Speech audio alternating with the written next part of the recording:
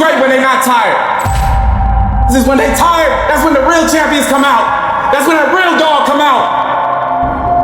It's where I think the real truth comes out. Because I think there are a lot of people who are very talented who can make it there. There are very few people who can deal with the pressure and the stress that happens when we're there.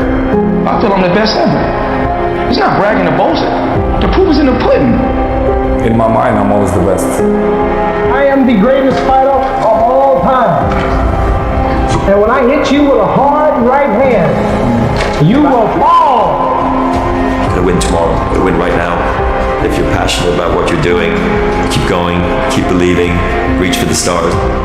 Everything is always impossible until someone does it. Maybe it has never been done before. That's perfectly fine with me. But I'm gonna do it. Never say never.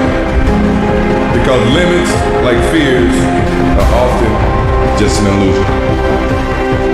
Hungry dogs run faster. And let the big dogs eat. If you look at the greats in any walk of life, the greats do things when they don't always want to. And that's the separation.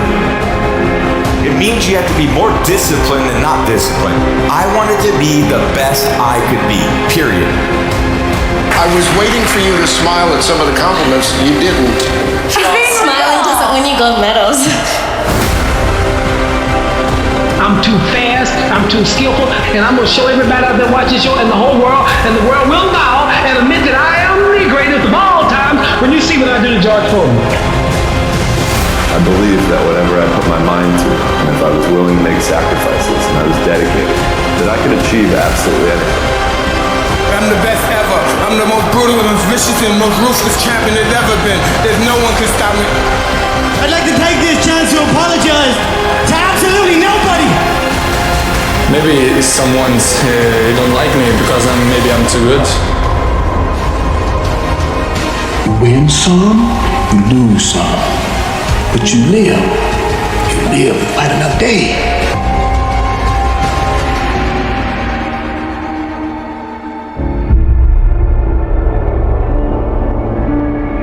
And I've always believed like I'm the Michael Jordan of this industry.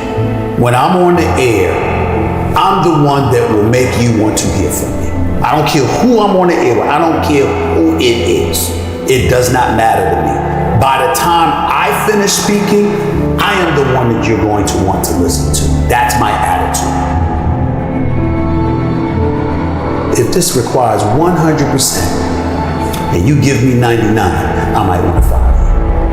Because I'm about getting the job done. Sure. It's about the results. And I think that, unfortunately, when we look at our generation today, not enough people preach about that. Because I think that we live in a society where people have become masters of pointing the finger at other people as to reasons why things don't get done. I think there's too much explanation that goes on. But the bottom line is you ain't getting it done. And if you're not getting it done, I need somebody that can get it done. I am of the belief that if you truly adopt that belief in your soul, then you walk to work every day not looking for excuses. You're looking for a way for the job to be done. And in most instances, you are going to be successful than not. You want to go with status quo, you're perfectly, fine with flowing along, just safe, get along, secure, whatever. But when you're trying to win, you're constantly looking to get better. My philosophy is very, very simple when it comes to my family, particularly, me being a dad. If they're hungry, it's because I'm starving. I don't eat until they eat.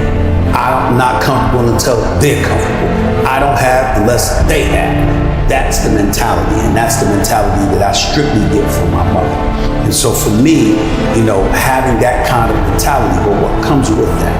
What comes with that is a certain work ethic that you have to put forth, and it's a willingness to sacrifice. Am I the most disciplined person in the world? No. Am I the most meticulous person in the world, like some people would believe? No, I'm meticulous enough, and I'm disciplined enough, but I think the key thing is that the bottom line is everything to me. And whatever their bottom line requires is what I'm going to do. If their bottom line requires an excessive level of discipline, I'm going to do it. But to me, it's whatever the moment or the situation demands. And I'm a bottom lines oriented kind of person. You don't assume that opportunities are waiting for you. You know obstacles are standing in if you do it. And so that challenge that you have to embrace and you have to deal with, that's hard to deal with when you have achieved. You don't work hard to play hard. You work hard to have the ability to play when you want to. But there's a difference. You handle your responsibilities first.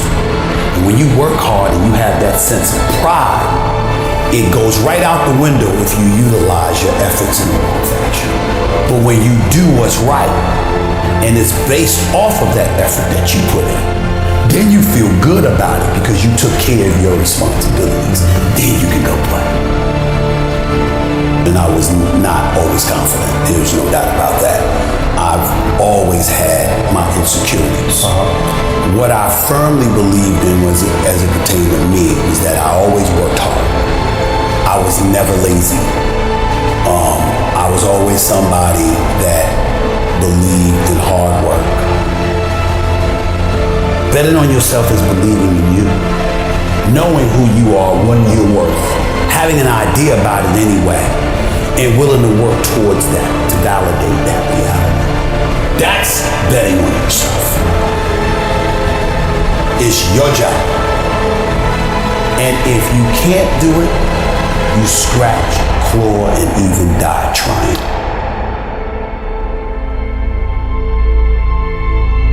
We make excuses every day, all of us as human beings. On far more occasions than not, I have to speak on the issue of accountability as it pertains to the entire sports world. And when it comes to the issue of accountability, I get all of that from Mom. It happened with ESPN when my contract wasn't renewed back in 2008. I was sitting up there, I felt betrayed. I felt ticked off. My mother let me lick my wounds for a couple of days. And then she said, what could you have done better? You sure you didn't do anything? And I thought about all this stuff. I'm like, what is she talking about? This is just not true. This is not right. I work hard, I do this, I do that.